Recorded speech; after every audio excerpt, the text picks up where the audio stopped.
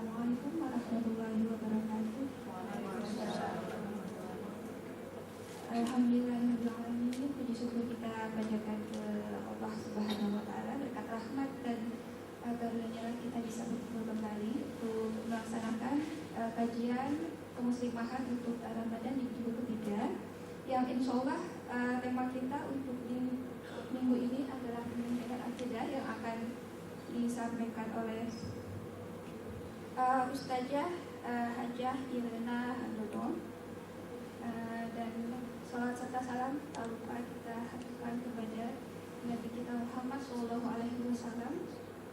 serta para pengikutnya. Dan sebelum memulai, saya bacakan dulu ya Bunda untuk biodatanya Bunda. Nama lengkap beliau ini adalah Hajah Irena Handono atau sering disebut juga dengan Hajah Irena ya, binti Handono. Irena binti Handono. Tempat tanggal lahir beliau itu di Surabaya tanggal 30 Juli 1954. Pendidikan terakhir dari Bunda adalah di Institut Filsafat Teologi Katolik di Seminari Agung, kemudian di Universitas Katolik Atmajaya Jakarta. Beliau sudah bersuami tentunya. Nama suami beliau adalah Tengku Mansur Muhammad Amin. Untuk telepon di 0216858700 atau 021835 untuk nomor fax di 021883600647. Untuk sekedar informasi, beliau ini sangat banyak ya untuk pengalaman hidup dan pengalaman dalam berorganisasi. Yang pertama adalah sebagai ketua Legiun Maria, terus yang kedua biarawati, yang ketiga Ikrar Islam tahun 1983, yang keempat ibadah haji pertama tahun 1992, kelima pembimbing haji tahun 1998 dan 2000, yang keenam aktif di IJMI Surabaya ya Bunda, pengurus pusat di PITI, pembina Iman Tauhid Islam. Yang kedelapan adalah sebagai ketua Jemaah Al-Muhtadin Masjid Agung Al-Azhar Jakarta. Yang kesembilan konsultan Kristologi Masjid Agung Al-Azhar Jakarta. Yang kesepuluh anggota Presidium Forum Komunikasi Lembaga Pembina Mualaf atau FKLPM. Yang ke-11 penasehat Lembaga Advokasi Muslim. Yang ke-12 penasehat Dewan Presidium Nasional Forum Gerakan Anti Pornografi dan Pornoaksi. Yang ke-13 Ketua Umum Pimpinan Pusat Gerakan Muslimat Indonesia atau Ormas Perempuan Muslim Independen Lintas Golongan Suku dan Ras, berkedudukan di Jakarta. Program khusus adalah menentangi umat dari bahaya penangkalan akidah dan pemurtadan.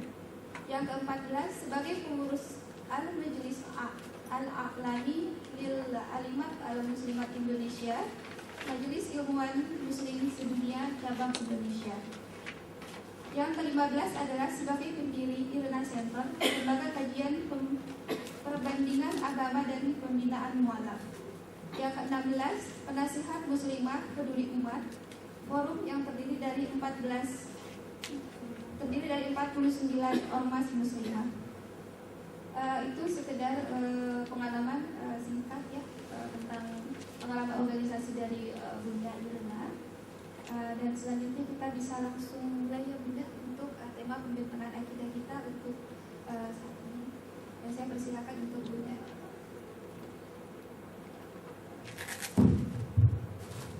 Assalamualaikum warahmatullahi wabarakatuh. Keluarga besar kaum muslimin Indonesia yang dirahmati oleh Allah.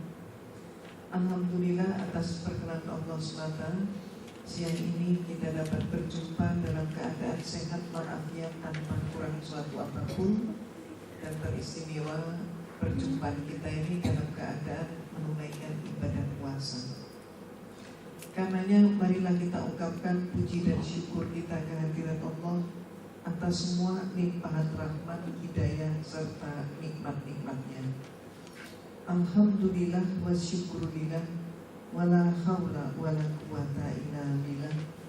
Wassalatu wassalamu ala Muhammad Rasulillah wa ala alihi wa sahbihi wa mawala.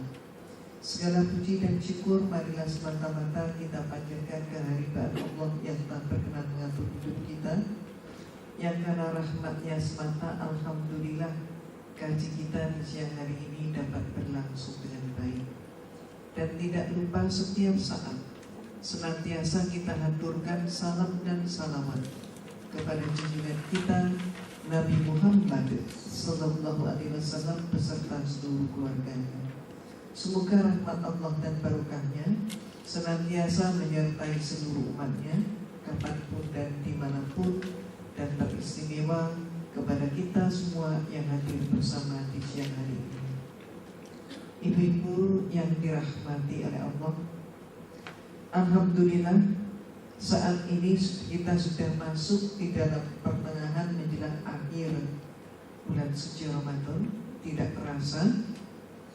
Dan saat-saat ini adalah saat-saat yang sangat penting dan sekaligus tepat kalau kita melakukan suatu introspeksi diri, apa yang sudah kita lakukan, apa yang belum kita lakukan, di mana kekuatan kita dan di mana pula kekurangan atau kelemahan kita, dengan harapan sesudah bulan suci Ramadan, sesudah kembali fitrah, kita siap untuk berjuang untuk senantiasa mempertahankan iman dan takwa kita. Nah, apa saja hambatannya atau halangannya atau bahaya-bahaya bagi keluarga kita? Karena sebagaimana Allah berfirman, ku anfusakum wa ahlikum naro, jauhkan dirimu dan keluargamu dari api neraka. Allah yang Maha Pengasih, Maha Pemurah, Maha Pengampun. Allah mengampuni semua dosa seberat apapun. Tapi Allah tidak berkenan mengampuni satu macam dosa. Bukannya Allah tidak mampu, tapi karena Allah tidak mau memberikan ampunan terhadap satu macam dosa, yaitu dosa syirik. Dosa itulah yang Allah tidak berkenan memberikan ampunan. Padahal dosa itu demikian samar, ibaratnya seperti semut hitam berjalannya di atas batu yang hitam dan di kegelapan malam. Kalau kita tidak waspada, maka semut-semut itu pun akan mampu untuk melaksanakan aksinya. Dalam hal ini menggerogoti iman dan akidah. Coba kita lihat dahulu bagaimana ayat Allah tentang hal ini.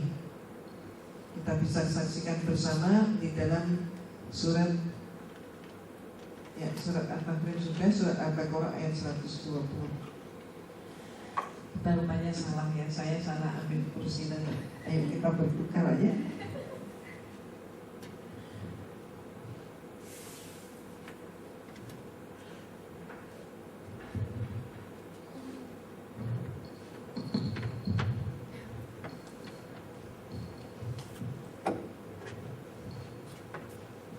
Pada ayat ini Allah Subhanahu wa taala berfirman, "Walan tardo ankal yahudu walan nasoro hatta tattabi'a millatahum." Al-ayat.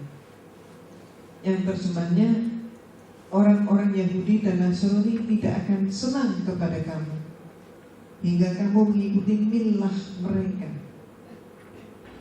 Coba kita perhatikan dengan seksama. Ayat Allah ini diawali dengan kata lan, bukan cuma lan. Kalau la artinya tidak, tapi kalau lan artinya tidak akan pernah. Never, never, and never.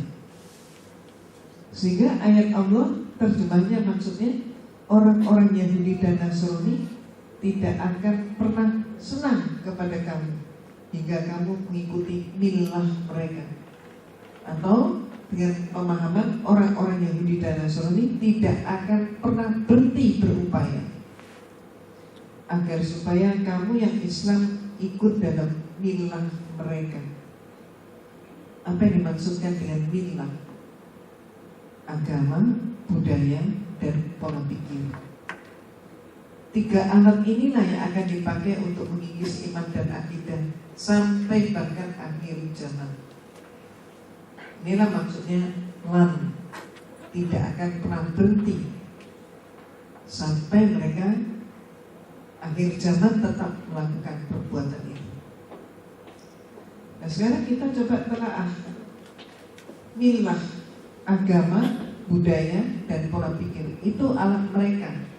Namun sebelumnya, mari kita lihat bagaimana hadis Rasulullah SAW. Rasulullah pernah bersabda kepada para sahabat, "Wahai sahabat, ingat-ingatlah engkau, suatu saat nanti umatku akan mengikuti mereka. Caranya, selangkah demi selangkah. Setelah diikuti, maka mereka lebih jauh lagi, sehasta demi sehasta, dan itu pun diikuti. Kemudian mereka coba lebih jauh lagi, sedepa demi sedepa. Ternyata umat Rasulullah tetap ikut. Bahkan ketika mereka itu masuk dalam lubang biawak, umat Rasulullah pun ikut masuk dalam lubang biawak. Sehingga kemudian para sahabat sangat terkejut dan bertanya pada Rasulullah, "Ya Rasulullah, siapakah mereka yang diikuti oleh umatmu seperti itu? Mulai dari selangkah, sehasta, sedepa, sampai lubang biawak. Apakah mereka itu Yahudi dan Nasrani?" Jawab Rasulullah, "Siapa lagi kalau bukan mereka?" Allah sudah memberikan peringatan, Rasulullah sudah mengurai peringatan Allah, maka tergantung kita umat Islam. Apakah kita waspada atau kita terlena? Apa yang saya maksudkan tadi, syirik itu seperti semut hitam berjalan di atas batu hitam di kegelapan malam, yang wajib kita sangat berhati-hati. Contohnya, sekaligus saya ingin membuktikan kebenaran ayat Allah dan juga hadis Rasulullah. Terjadi atau tidak? Terjadi. Kita lihat pembuktiannya. Pengikisan iman dan akidah dengan agama. Seringkali mereka memakai momen ketika umat Islam dalam keadaan yang lemah. Lemah di bidang ekonomi, lemah di bidang pendidikan, lemah di bidang kesehatan. Contohnya, aksi pemurtadan yang ini saya tampilkan ini yang dilakukan oleh Yayasan Mahanaim. Nama yayasan jangan menjadi suatu poin kita. Nama yayasan itu bisa saja mereka berubah-ubah. Tapi kegiatannya kita lihat. Contohnya di Jakarta, berkedok memperingati Hari Kebangkitan Nasional. Mereka mengadakan acara yang dengan temanya Indonesia Bangkit Jadi Berkah.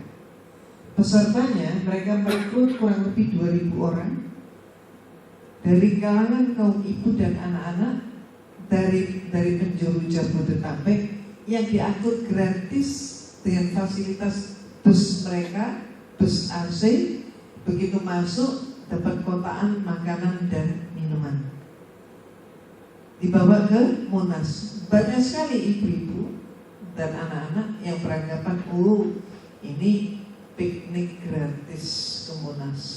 Banyak yang ikut. Berikut lagi kita lihat leafletnya, spanduknya, brosurnya, plus ada kupon Paksa Rakyat. Di situ satu kupon, satu lembar ini dinilaikan Rp5.000 dan bisa ditukar dengan 1 kilogram gula. 1 kilogram gula sekarang berapa? Ya? Berapa? 12.000. Udah gak boleh 10. 12.000. Belum tentu nanti akhir Ramadan gak semakin naik ya. 12.000. Nah kira-kira aja kalau sudah ada kegiatan seperti ini, banyak yang ikut nggak? Banyak. Ya biasanya umat kita kan begitu, kalau sudah ada pasar murah, maka besannya pun diajak, gitu kan, beli kupon. Terus yang muda mertuanya diajak, ibunya diajak, kakak adiknya, anaknya, menantunya, cucunya diajak. Nimbun bunga, nimbun gula untuk jangka waktu tertentu. Kebiasaan begitu. Kemudian contoh lain lagi kita lihat. Ini yayasan yang sama ini menyelenggarakan di Bekasi. Contohnya, maka di Bekasi itu disebut dengan istilah Bekasi Berbagi Bahagia. Di sini mereka sudah pakai 2 logo mereka sendiri dan satu lagi logo Pemkot Bekasi. Orang yang tidak paham, orang awam, beranggapan karena 2 logo, ya ini berarti mereka ini bekerja sama dengan Pemkot Bekasi. Acaranya macam-macam, mulai anak-anak ceria, remaja sportif, keluarga super, kemudian tumpeng tertinggi dan terindah, berarti acara buat kaum ibu. Jadi mulai kecil, remaja, dewasa, dan orang tua. Terus kemudian kita lihat macam-macam contohnya. Nah ini untuk remaja mereka lomba puisi. Berikutnya sound systemnya ini dari satu sisi, berarti 4 penjuru. Ini hadiahnya untuk anak-anak. Berikutnya lagi. Nah, jadi mereka ini setelah masuk dapat makanan, dapat minuman. Terus kemudian setelah itu ada lomba macam-macam, juga dapat hadiah dari perlombaan. Puncak acaranya ini panitia. Nah, mereka ini panitia ini membawa badge tempat mandi ke Tanah Lapang. Ini kan pasar murah, aksi sosial, bawa badge. Badge-nya itu ternyata diisi air bergalon-galon. Nah, kira-kira ini kegiatan apa ini? Ya, inilah kegiatan pembaptisan. Nah, apa yang dimaksudkan dengan pembaptisan? Coba pakai bahasa awam aja, bahasa gaul. Apa sih pembaptisan? Orang Islam dibaptis berarti? Ya, orang Islam dibaptis berarti dia murtad dari Islam masuk Kristen. Orang Hindu dibaptis berarti murtad dari Hindu masuk Kristen. Orang Buddha dibaptis berarti dia murtad dari Buddha masuk Kristen. Jadi pembaptisan adalah kegiatan pemurtadan. Sekarang kita lihat, berhasil nggak mereka membaptis umat Islam? Kita lihat contohnya. Ternyata ibu ini, si nenek ini berhasil dimasukkan ke air. Ini airnya. Dan kira-kira nenek ini muslimah bukan? Muslimah. Dari mana kita menyatakan dia muslimah? Ya, dari pakaiannya, dari jilbabnya. Berikut lagi. Ini si nenek kepalanya ditekan. Supaya apa? Supaya terbang ke air. Ini tangannya sudah masuk. Yang berikutnya, nah si nenek sudah terjengkang masuk ke air. Tangan belakang menyirami kepala si nenek supaya basah. Tapi si nenek tetap memegang jilbabnya supaya tidak lepas. Kalau dia ikhlas, dia nggak kepikiran jilbab lagi kan. Dia pegangi jilbabnya supaya tidak lepas. Berikutnya, selesai, sudah basah, kuyup. Ini kemudian si nenek dipapah keluar dari badge. Sampai di luar dia diberi sekeping roti. Roti kecil, roti bukan sembarang roti. Untuk itulah roti hasil upacara Eucharisti, tubuh dan darah Yesus. Itu dimakan. Sudah selesai dibaptis, kemudian dikasih Eucharisti. Dari kata Eucharisti. Nah ini yang terjadi. Ada lagi nggak korban yang lain? Banyak. Salah satu contohnya lagi, silakan. Nah ini gadis berjilbab panjang. Teka-teki dulu deh, berhasil dibaptis nggak gadis ini? Berhasil nggak? Iya. Berhasil. Ayo coba kita lihat. Nah, ini gadis ini berhasil juga dimasukkan di dalam badge. Tapi gadis ini tangannya memegang tangan panitia karena dia mau dipegang pundaknya, dadanya. Maka dia katakan jangan kau sentuh aku. Dia pegang tangannya panitia. Berikutnya tangan sebelah belakang ini membasahi tubuh gadis itu supaya basah. Berikut lagi kita lihat. Nah ini gadis ini sudah basah. Ini aja yang kering, yang lain basah. Gadis ini mau dipapah keluar dari badge. Dia mengatakan jangan kau sentuh aku bisa turun sendiri. Maka dia turun. Coba kita lihat wajahnya. Nah, dia ambil sandalnya, dia mau turun. Nah ini wajah gadis itu.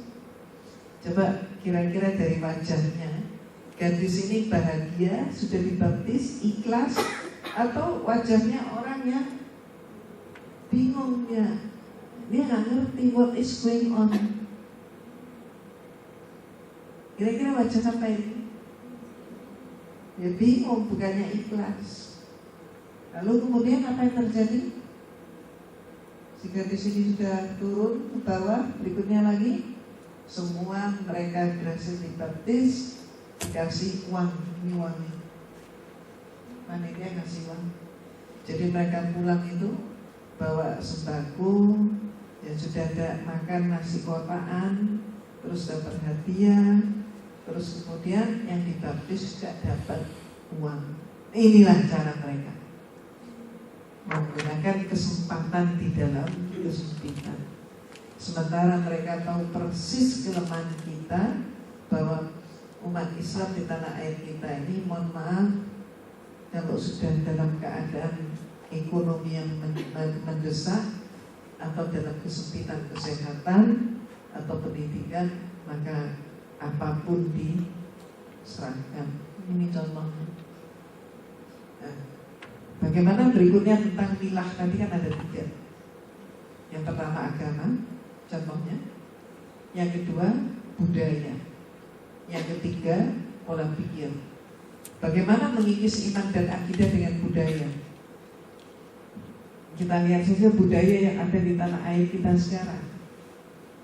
Contohnya seperti itu. Mohon maaf, 14 Februari itu hari apa?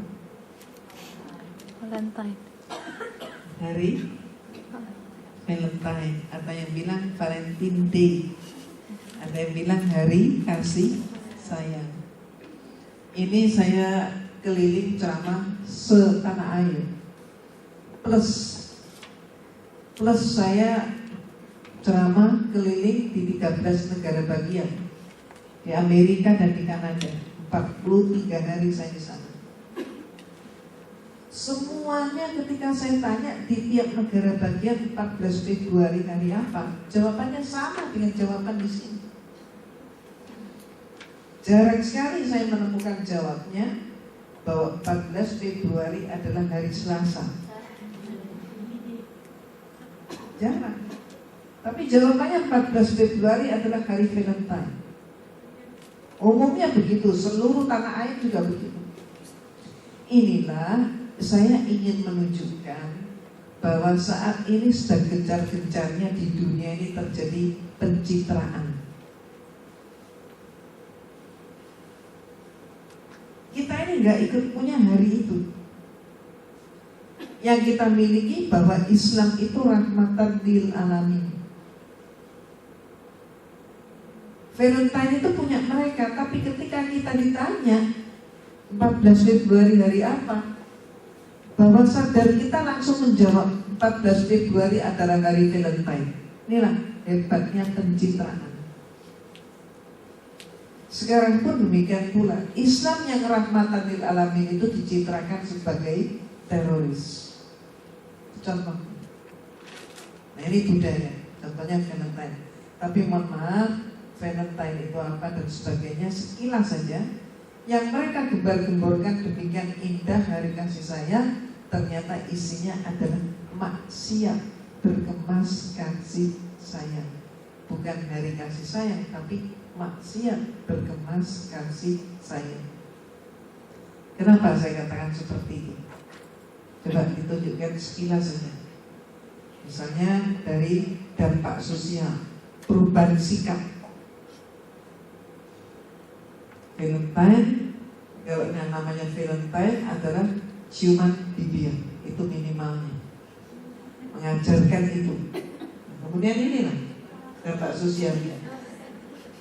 Pernah lihat nggak seperti ini? Pernah.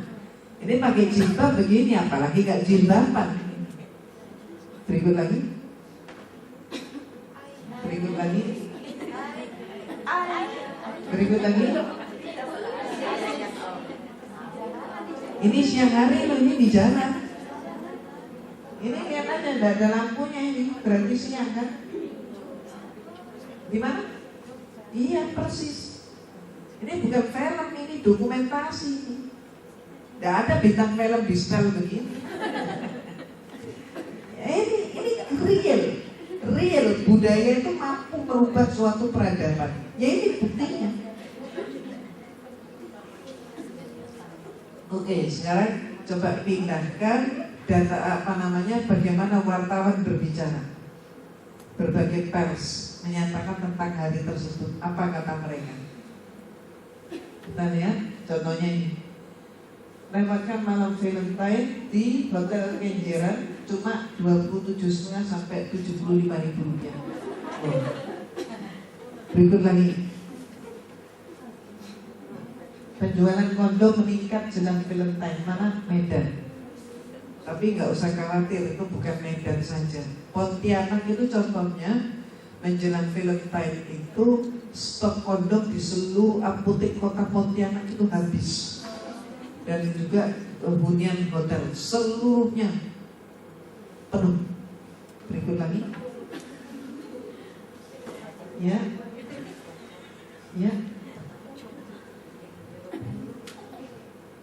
Berikutnya kan.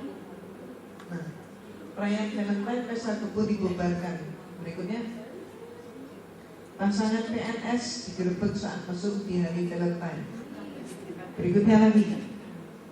Pesta Valentine 20 pasangan mesum ditangkap di mana? Kota kecil, desa Tulungagung. Berikutnya lagi. Kok? Ya? Oke, itu pemberitaan-pemberitaannya. Nah, sekarang setelah kita melihat dampaknya, ternyata inilah cara-cara mereka mengikis iman dan akidah. Terutama siapa? Terutama korbannya adalah generasi muda. Nah, sekarang kita lihat generasi muda kita ini lebih banyak mana? Remaja mesin dengan remaja mall. Lebih banyak remaja mall. Sampai-sampai mereka juga mengadakan kursus bahasa asing gratis. Ada 3 pilihan. Bahasa Inggris, Mandarin, Arab. Mana yang dipilih? Inggris. Mereka gratiskan. Kenapa? Apakah demikian baiknya? Ada kebaikan yang terselubung. Kejahatan berselubung kebaikan. Contohnya apa? Mereka menggratiskan kursus bahasa Inggris, tapi ternyata misalnya untuk translation itu mereka memakai Bible untuk diterjemahkan dari belajar terjemah dengan Bible berbahasa Inggris, The New Testament. Berarti anak-anak yang dapat gratisan kursus bahasa Inggris tadi secara tidak langsung mereka juga sudah mendapatkan pemaparan Bible secara terarah dari mereka. Dipilihkan ayat-ayatnya. Itu yang terjadi. Nah, sementara memang hal ini tidak banyak yang menyadari. Itulah sebabnya saya katakan seperti semut hitam berjalannya di atas batu hitam di kegelapan malam. Nah, sekarang kita lihat lagi untuk pesta ulang tahun. Pesta ulang tahun saat ini trennya untuk ulang tahun anak-anak itu diberi topi bulat yang runcing ke atas. Betul nggak? Iya kan? Terus difoto rame-rame. Apalagi topinya itu dihiasi macam-macam pernak-pernik. Tanpa kita ini, umumnya umat Islam tanpa mau tahu itu sejarahnya topi itu dari mana. Kenapa kok topi itu? Topi itu simbol apa? Jarang ada orang bertanya begitu. Pokoknya latah, ikut arus. Padahal ngeri sekali kalau kita tahu sejarahnya.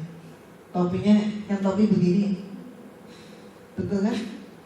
Topi ini dan kalau dilengkapi dengan rompi, maka ini adalah seragam pakaian San Benito.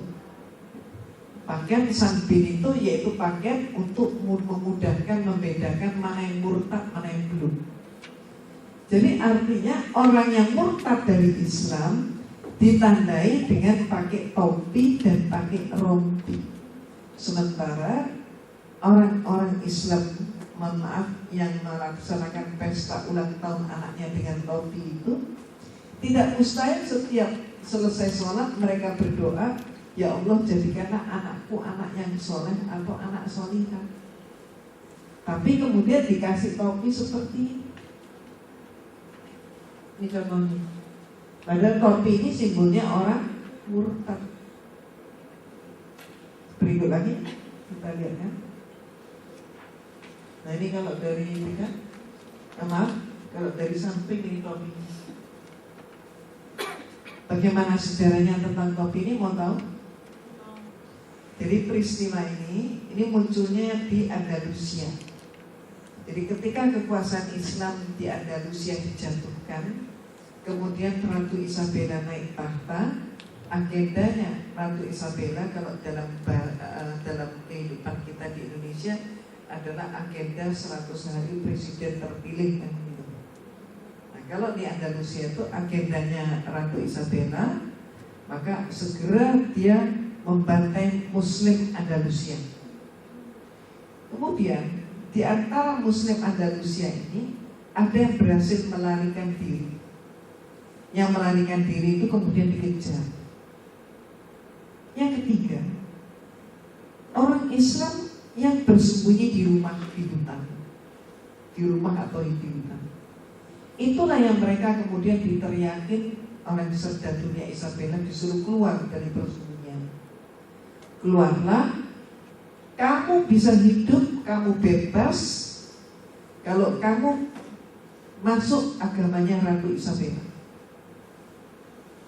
Orang-orang yang takut dengan penderitaan, udah bosan sembunyi, mereka pilih murtad dari Islam, masuk agamanya Isabella. Setelah masuk agamanya Isabella, maka diberi arahan berikutnya, supaya kamu nanti tidak dibunuh oleh serdadu, maka kamu harus pakai seragam ini. Pakailah mereka seragam ini. Tapi ternyata mereka ini amannya cuma sementara.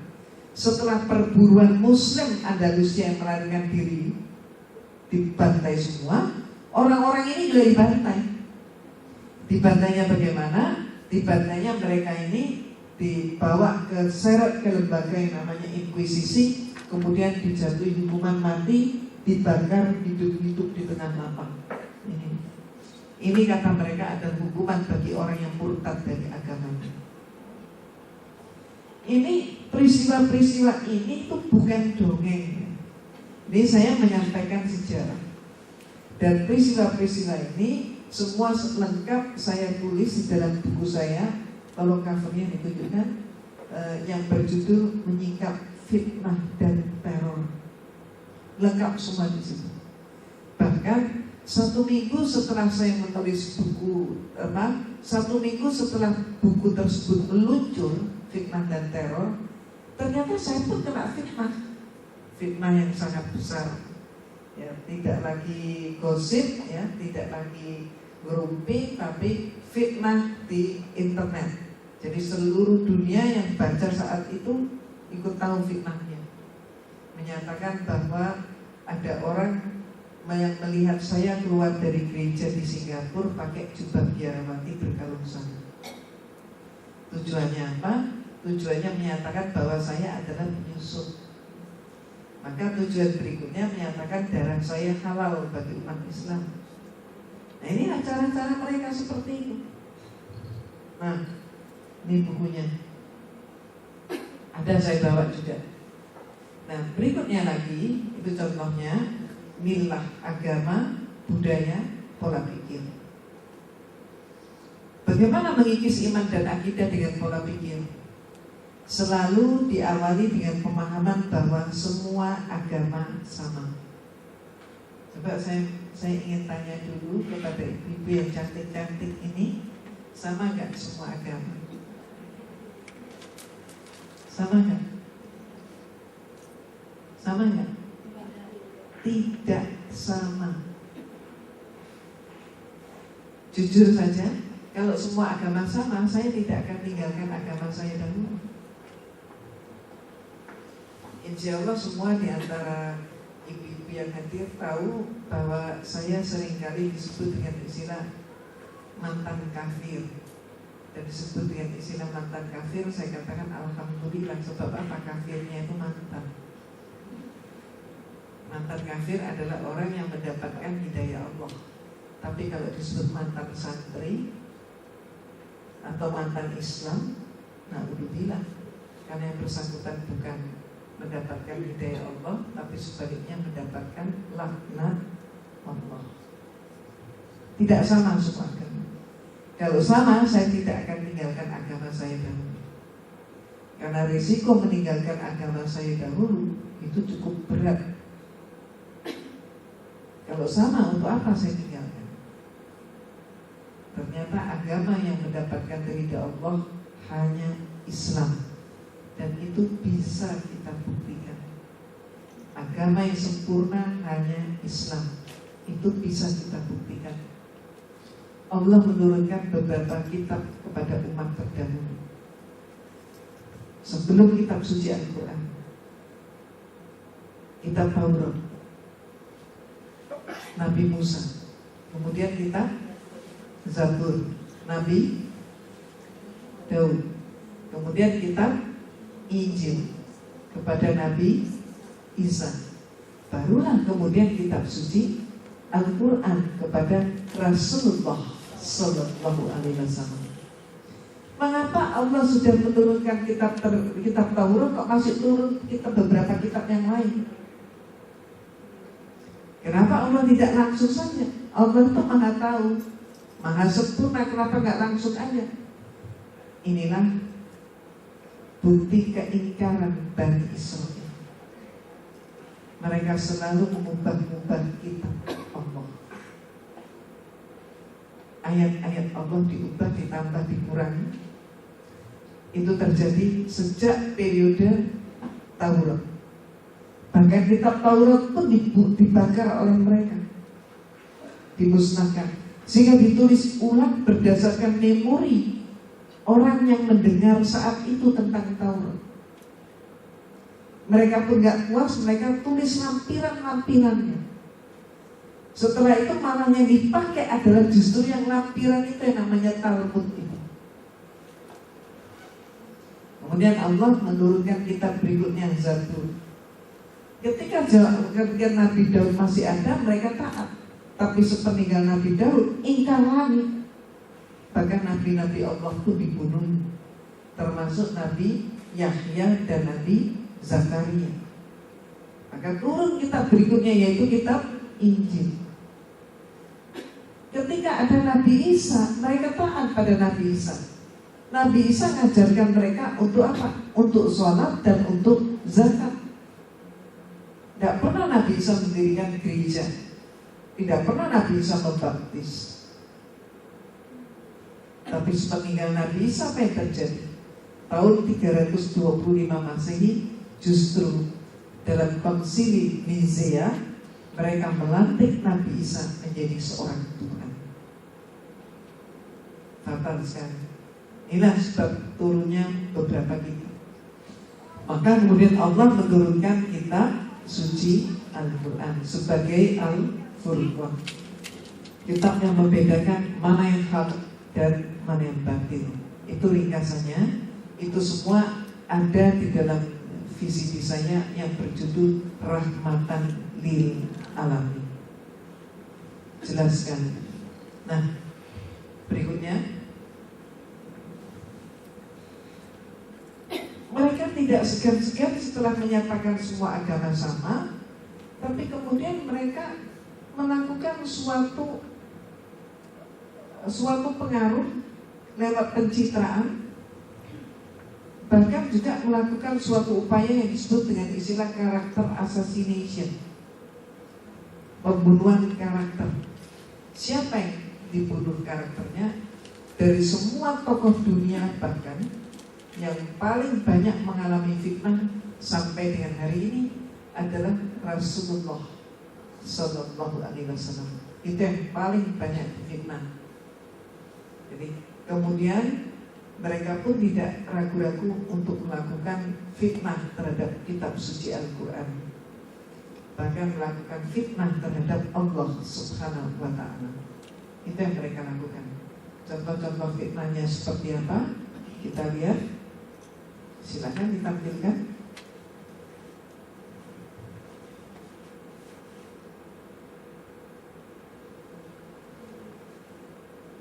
Tidak pernah sepi fitnah-fitnah seperti ini mereka lakukan, baik terhadap Rasulullah, terhadap kitab suci Al-Quran, bahkan terhadap Allah Subhanahu wa Ta'ala. Contohnya tentang Rasulullah digambarkan seperti ini. Insyaallah semuanya sudah tahu. Sudah tahu kan? Ya, jilid poster ini hanya untuk mengingatkan, ya. Yang digambarkan Rasulullah seperti ini. Ini bom, ya, matanya. Berikut lagi, ya. Ya. Ini juga digambarkan Rasulullah seperti ini. Ya, itu contohnya antara lain. Bahkan bisa ditunjukkan tentang Geert Wilders sama ayah akhir si Ali maupun Theo van Gogh.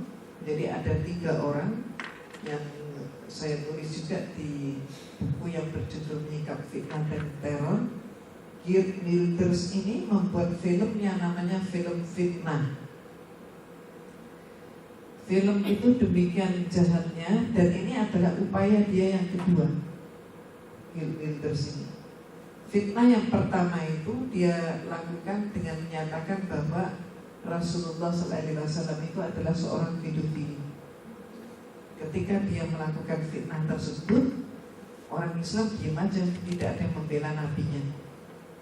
Maka kemudian dia ulangi, karena dia anggap efektif, dia menjadi populer, dan partainya mendapat banyak suara. Maka dia buat film ini. Nah, ini orangnya, Geert Wilders. Filmnya yang tadi fitnah. Film itu tidak ada di bioskop yang berani memutar, sehingga dia VCD-kan, kemudian diupload di internet, nyebar seluruh dunia. Ini dia mengatakan, jadi yang pertama difitnah adalah Rasulullah. Fitnah kedua yang difitnah adalah kitab suci Al-Quran. Maka dia mengatakan orang yang ngaji di rumah atau di masjid wajib dihukum. Berikutnya, maka mereka pun tanya, kenapa? Kemudian Wildersnya mengatakan, karena Al-Quran itu buku yang mengajarkan fasisme dan memicu aksi kekerasan. Berikut lagi kita lihat tentang Wilders, ya. Solusinya apa? Dia bilang, sobek Al-Quran. Kalau mereka ingin tetap tinggal di Belanda, maka mereka harus berani menyobek sampai separuh daripada Al-Quran. Dan lebih lanjut, Wilders ini menyamakan Al-Quran itu dengan bukunya Adolf Hitler yang namanya Mein Kampf. Jadi di negara-negara Barat itu banyak sekali orang yang sejak lahir sampai meninggal tidak pernah tahu bagaimana kitab suci Al-Quran. Nah, sehingga kemudian peluang bagi Wilders ketika dia ditanya, Al-Quran itu seperti apa? Maka Wilders menjawab, Al-Quran itu yang seperti itu, bukunya Adolf Hitler, Mein Kampf itu. Nah, orang Barat kalau diajak bicara Mein Kampf, mereka tahu betapa mengerikan Mein Kampf. Nah, oleh Wilders, Al-Quran disamakan dengan Mein Kampf. Apa yang terjadi? orang yang di luar Islam semakin alergi terhadap Islam, sementara di sana yang Islam yang minoritas, terutama generasi muda, dibuat bimbang terhadap agama. Itu yang terjadi. Yang kedua, para penghina Islam yang kedua ini adalah dia Ayaan Hirsi Ali. Nama lengkapnya Ayaan Hirsi Ali. Dan dia ini wanita dari Somalia yang entah karena apa dia tinggalkan suami dan anak-anaknya. Kemudian dia ke Nederland. Sampai di Nederland, kemudian dia minta suaka politik. Dia masuk gereja minta dibaptis. Kenapa dia tinggalkan Islam? Dia bilang karena Islam itu melecehkan perempuan, menyiksa perempuan. Maka dia buat film namanya Submission. Dia tunjukkan di sini ada perempuan punggungnya penuh dengan bekas penganiayaan, benda tumpul, benda tajam, benda panas, memar, masih juga ditato dengan ayat-ayat Al-Quran. Ini buktinya. Dia bilang ini loh, punggungnya muslimah ini begini semua. Nah yang bisa jawab itu kan kita. Punggung kita nggak ada yang begini. Kalau paling merah-merah kerokan. Tapi ini yang terjadi.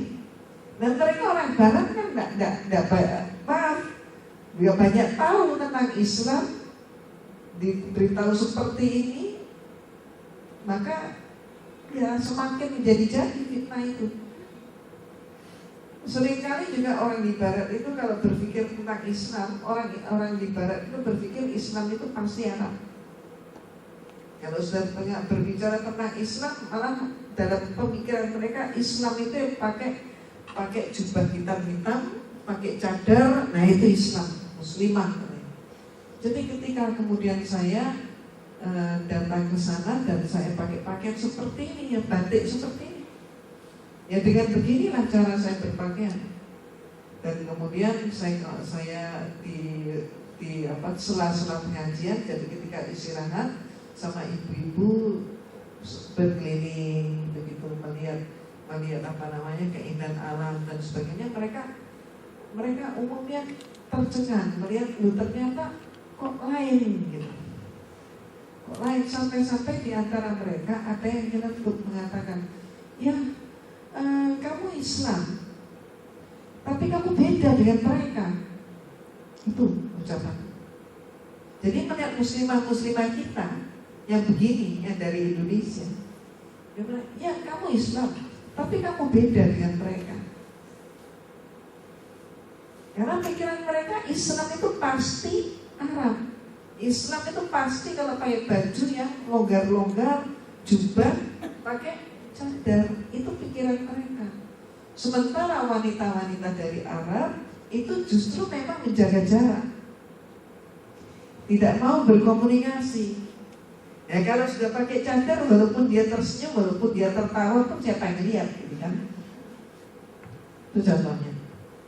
Nah, diperparah oleh keadaan atau propaganda yang seperti ini. Ini adalah ayat-ayat Allah yang dilecehkan. Berikutnya lagi. Ini adalah Theo Van Gogh. Theo Van Gogh ini adalah sutradaranya Hirsi Ali. Tapi setelah dia merasakan gelimangan uang dari hasil fitnah film Submission, dia ingin mengeruk keuntungan lebih besar lagi. Dia tulis buku yang berjudul Allah Will Better. Inilah yang dilakukan oleh Theo Van Gogh. Jadi rupanya saat ini ada tren di mana menghujat Islam itu mendatangkan uang. Ini yang mereka lakukan. Berikut lagi kita lihat, ini juga Terry Jones. Ini yang hari membakar Al-Quran sedunia. Dia cetuskan ini dan kemudian sampai timbul reaksi dari kalangan Kristen sendiri.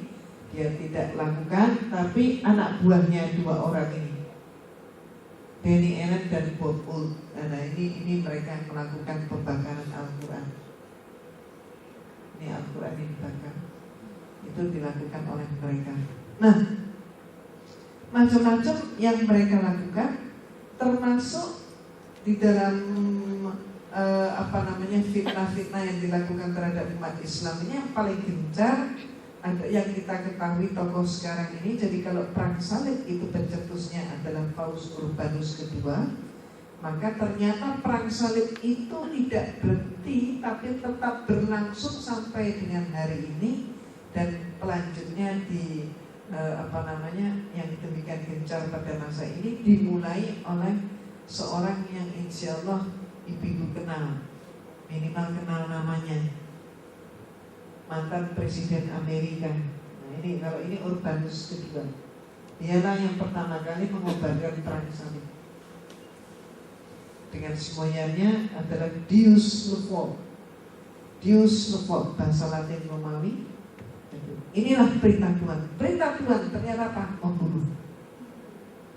Berikutnya, nah ini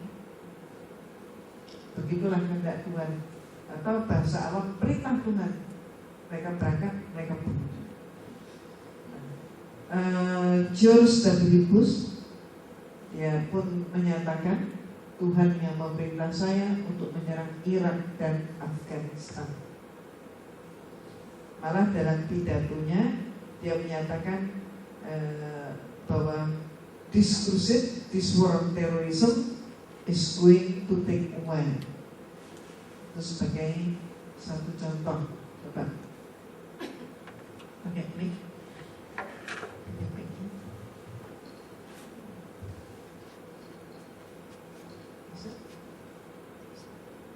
Ini adalah suaranya George W. Bush. Jadi konkret sekali.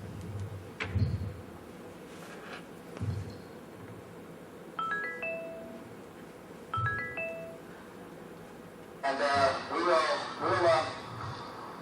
we understand, and the American people begin to understand. This crusade, this war on terrorism, is going to take a while, and the American people must be patient. Itu adalah sebagian daripada ucapannya Bush. This crusade, this war on terrorism is going to take a while. Perang salib ini, perang melawan terorisme ini akan butuh waktu. Perang salib ini, orang banyak tidak menyangka, dipikir perang salib itu kenangan sejarah abad lampau, tapi ternyata dilestarikan terus oleh George W. Bush. This crusade, this war on terrorism. Nah, siapa yang jadi teroris? Ternyata yang dituduh menjadi teroris adalah Islam. Inilah yang merupakan bagian daripada pencitraan itu. Islam yang rahmatan lil alamin, tapi Islam dituduh sebagai teroris. Dan maaf di antara umat Islam pun ada yang dengan senang hati menyatakan dirinya sebagai teroris. Dan hal ini semakin memperparah keadaan. Termasuk kemudian fitnah satu lagi yang saya sebut tadi, bahwa dikatakan bahwa Rasulullah itu adalah seorang penderita pedofili. Apa yang dimaksudkan dengan pedofili? Yang dimaksudkan dengan pedofili adalah suatu kelainan jiwa, yaitu gemar melakukan kekerasan seksual terhadap anak di bawah umur. Dan Rasulullah dituduh seperti itu. Di buku inilah saya jawab, saya bukan seorang ahli hadis, maka saya tidak menjawabnya dari sisi hadis. Saya menjawabnya dari sisi peradaban, sejarah, budaya, dan perbandingan hukum nikah.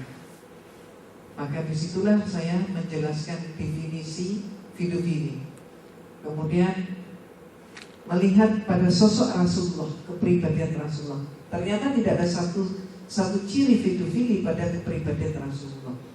Nah, mengapa Rasulullah dituduh pedofili?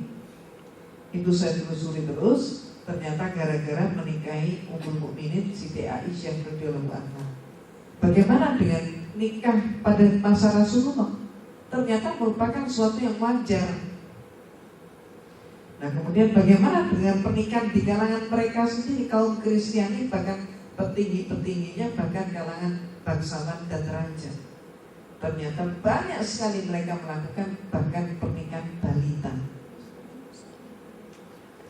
Pada suatu dekade tertentu bahkan anak laki-laki itu lebih rawan diperkosa daripada perempuan.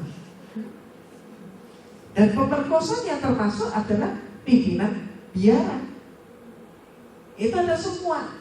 Ini sejarah, bukan dongeng. Dan siapa yang paling banyak melakukan pedofili? Ternyata mereka sendiri. Dan gereja Katolik ternyata harus membayar benda yang mahal untuk para pastornya yang melakukan pelecehan seksual terhadap anak-anak. Pelayan altar, misdinar namanya. Dan kemudian bagaimana nikah dalam hukum Islam, bagaimana nikah dalam Kristen, bagaimana nikah dalam Yahudi. Ternyata sangat menyeramkan. Pernikahan dalam Yahudi itu sudah bisa dilakukan terhadap anak perempuan berusia 3 tahun plus 1 hari. Lah kalau belum 3 tahun terus kemudian disetubui bagaimana? Misalnya anak umur 1 tahun disetubui. Kalau istilah kita itu pemerkosaan, itu pidana ya. Kalau kita, tapi mereka itu dianggap sebagai, ini menurut kitab Talmud. Kalau mereka menganggap itu sebagai mata kecolok. Hanya itu. Nah kalau anak laki-laki di bawah umur 9 tahun atau belum 9 tahun plus 1 hari istilah mereka, anak laki-laki itu belum dianggap laki-laki. Apa artinya? Karena belum dianggap laki-laki berarti dianggap barang. Maka boleh dipermainkan seapapun anggota tubuhnya. Maka akibatnya nenek-nenek, tante-tante, saudara-saudara sepupunya atau apanya lagi, tetangganya, teman-teman orang tuanya dan sebagainya, giliran pinjam anak itu dan diperbolehkan oleh orang tuanya. Orang tua anak laki-laki itu mengatakan, ya ini kan latihan untuk anak itu supaya anak itu nanti kalau sudah jadi suami mahir katanya. Nah bagaimana kalau anak laki-laki itu dipermainkan sedemikian rupa di bawah umur 9 tahun, misalnya umur 8,5 tahun misalnya, bagaimana? Itu tidak wanita yang berhubungan dengan anak laki-laki di bawah umur 9 tahun itu dianggap seperti seseorang yang susutan itu kena potongan kayu kecil ya, masuk ke bawah kulit itu, nah itu namanya susutan. Dianggap cuma perbuatan begitu. Coba sekarang bandingkan dengan nikah dalam Islam. Nikah dalam Islam konsepnya ibadah. Maka sangat tidak adil untuk menghukumi sesuatu yang terjadi pada masa abad ke-7 dengan masa kita sekarang. Contohnya saja, silakan ibu-ibu nanti pulang bertanya kepada orang tua atau yang dituakan siapa di keluarga, kira-kira nenek kita dulu itu nikahnya umur berapa? Nah kalau sekarang, nah inilah contohnya, itu contohnya. Dan banyak hal yang saya ungkap di dalam buku tersebut. Nabi SAW bukan gitu-gitu. Nah itu contohnya pengikisan iman dan akidah dengan milah, agama, budaya, pola pikir. Lalu bagaimana kita sekarang? Allah berfirman di dalam surat At-Tahrim, ku anfusakum wa ahlikum naro. Jauhkan dirimu dan keluargamu dari api neraka. Disinilah kita dituntut memperbaiki keadaan, mempertahankan apa yang sudah baik dan semakin meningkatkannya. Nah untuk itu marilah kita memulai dari diri kita sendiri, menjadikan diri kita sebagai contoh di dalam keluarga, terutama bagi ibu-ibu yang sudah mempunyai amanah Allah berupa anak. Mulailah dari diri kita memberikan contoh. Jangan hanya memerintahkan anak untuk sholat, untuk ngaji, tapi kita sendiri gak sholat atau tidak ngaji. Jangan hanya menuntut anak untuk berlaku jujur, sementara mohon maaf masih banyak kebohongan. Mulailah dari diri kita sendiri dan marilah kita merapatkan barisan. Islam itu kuat, tapi saat ini Islam itu lemah, tidak berdaya. Gara-gara apa? Ternyata gara-gara berpecah belah. Itu sebabnya mari kita merapatkan barisan agar supaya kita mempunyai kemampuan untuk mengubah keadaan sehingga hari esok menjadi lebih baik daripada hari ini. Insya Allah demikian yang dapat saya sampaikan. Mau dilanjutkan sedikit tanya jawab? Ya, silakan. Alhamdulillahirrahmanirrahim. Pemaparan dari Bunda. Kalau dari rekan-rekan ada yang mau bertanya, silakan untuk dua pertanyaan.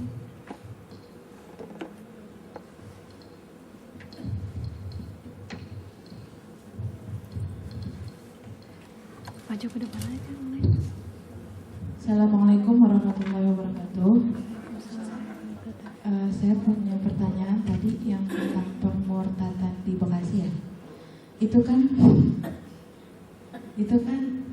secara Kristiani mungkin itu sudah masuk dalam agama Kristen. Cuman bagaimana dengan agama Islam dari kita sendiri? Apakah dengan cara-cara seperti itu berarti mereka itu sudah termasuk dalam murtad atau bagaimana, atau masih dalam keadaan Islam? Terima kasih.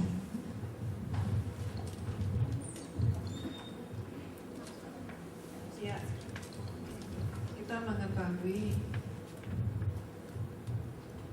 mengetahui bahwa di dalam hukum Islam segala sesuatu yang dilakukan tanpa kesadaran itu tidak terkena hukum. Orang tidak ngerti itu dia tidak terkena hukum. Orang tidak tahu dia tidak terkena hukum. Anak yang belum balik pun tidak terkena hukum. Jadi demikian pula mereka ini adalah tergolong sebagai orang-orang tertipu. Apakah sah pembaptisannya? Bagi kita tidak sah. Mereka tetap muslim atau muslimah. Cuma bagi Kristen, mereka ini perlu berbuat seperti itu, tanda kutip perlu. Kenapa? Untuk menaik setidak-tidaknya menaikkan data di statistik kependudukan.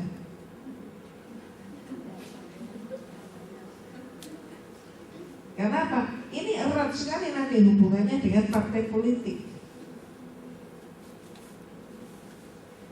Jadi itulah tujuannya, maka sah atau tidak sah mereka nggak mau tahu. Yang penting statistik kependudukan mereka persentasenya udah naik.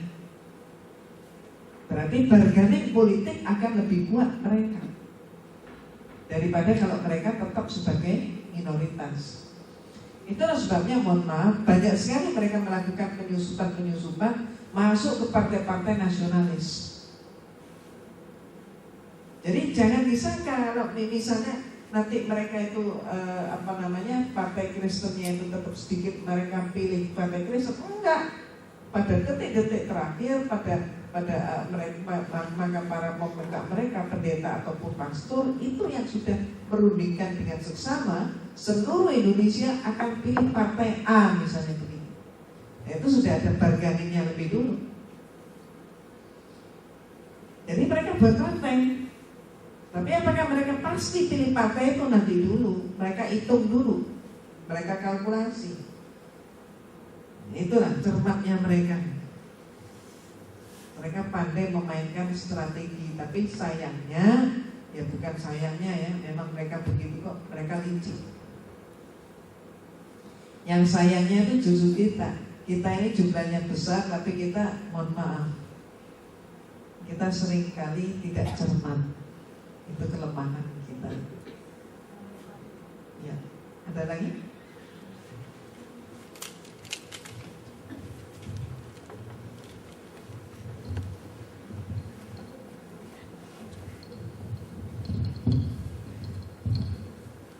Assalamualaikum warahmatullahi wabarakatuh.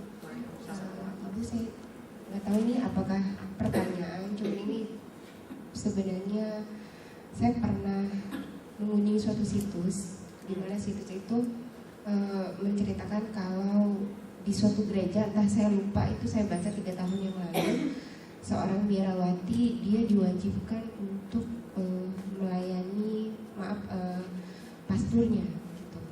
Itu saya mau tanyakan kebenaran tentang hal itu.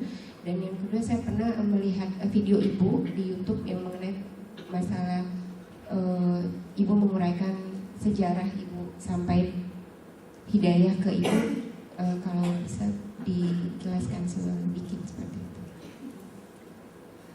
Terima kasih ya Bu.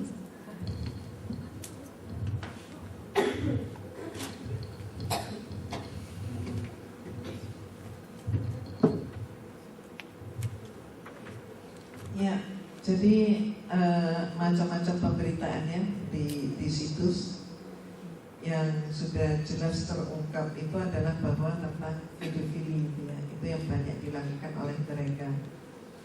Sementara gereja lebih rela membayar denda daripada berubah peraturan. Demikian pula tentang peraturan pernikahan. Di dalam Bible itu tidak ada perintah untuk membujang. Selibat itu tidak ada. Tapi selibat itu pastor tidak boleh kawin, suster, biarawati tidak boleh kawin. Itu adalah hasil daripada konsili. Tidak ada ayat itu di dalam Bible. Nah, walaupun kemudian kita ketahui kalau di dalam Islam kan terjadi sebaliknya. Bahkan Rasulullah SAW menyatakan an-nikahu sunnati faman raghiba an sunnati falaysa minni. Nikah itu sunnahku. Barang siapa yang tidak senang dengan sunnahku, dia tidak termasuk golongan. Nah, artinya apa? Artinya kita ketahui bahwa ya fitrahnya manusia itu menikah. Kalau sampai dia dipasung atau dilarang menikah, maka reaksinya macam-macam. Ada reaksi yang perlahan, ada reaksi yang radikal. Reaksi perlahan artinya apa? Artinya wanita itu jadi pemarah, tersinggungan. Misalnya, mohon maaf itu ada pendapat awam yang menyatakan perempuan yang nggak kawin-kawin itu biasanya gampang tersinggung begitu. Itu misalnya tersinggungan, marah, terus kejam, mudah iri hati, dan kemudian itu yang reaksi yang soft gitu ya begitu. Tapi ada reaksi yang radikal. Reaksi radikal apa? Yaitu dia melakukan suatu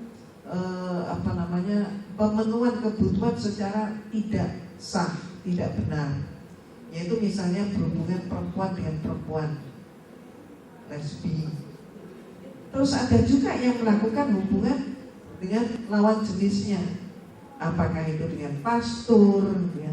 Apakah itu dengan guru, apakah itu dengan anak buah, atau dengan supir dan sebagainya, macam-macam. Nah, pelanggaran itu akan terjadi tergantung dari kadar kepribadian seseorang. Nah, apakah itu dilakukan secara resmi? Ya tentu tidak. Aturannya tidak memperbolehkan hal itu. Tapi inilah penyimpangan itu yang seringkali sulit untuk dibendung. Kenapa? Karena fitrahnya manusia itu menikah. Nah, itu yang terjadi. Nah, kemudian tentang YouTube ya, tentang video saya di YouTube, alhamdulillah, mudah-mudahan berguna dan bermanfaat. Dan saya juga berterima kasih kepada yang menguploadnya. Nggak tahu saya siapa yang mengupload. Mudah-mudahan berguna dan bermanfaat, insyaallah. Nah, kalau saya ditanya tentang datanya biarawati yang melayani pastornya, ya saya tidak pernah mempergokin ya. Susah sekali. Tapi itulah, setiap kali penyimpangan pasti ada reaksi. Nah, reaksi itu yang tidak sama. Ada juga banyak tanya tentang kuburan bayi dan sebagainya. Ya, kalau menurut pendapat saya, ngapain susah-susah kalau memang orang sudah niat melakukan perbuatan haram. Berzina sudah haram, menggugurkan kandungan haram juga ya. Maka kalau sudah begitu, ngapain mereka susah-susah pikir kuburan bayi? Kan kelihatan orang banyak kalau mereka membuat kuburan. Setidak-tidaknya sesama biarawatinya kan jadi ketahuan, dihukum dong mereka. Dan daripada begitu ya lihat aja praktek aborsi yang ada.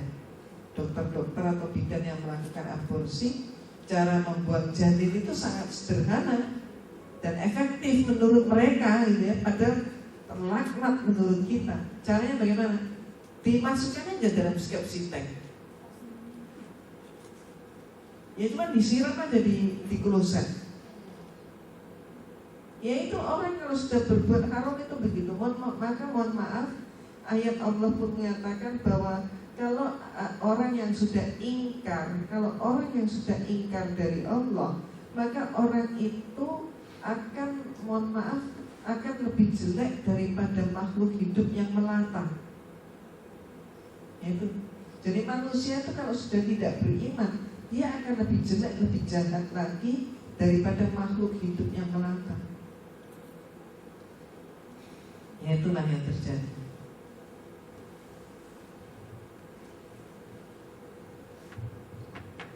Alhamdulillahirrahmanirrahim. Karena memang waktunya sudah habis ya, sampai 1:30. Kajian kali ini kita cukupkan, dan kalau memang ada nanti yang ditanyakan bisa di luar forum. Kita tutup kajian kita dengan membaca hamdalah, istighfar, dan diakhiri dengan doa kafaraah.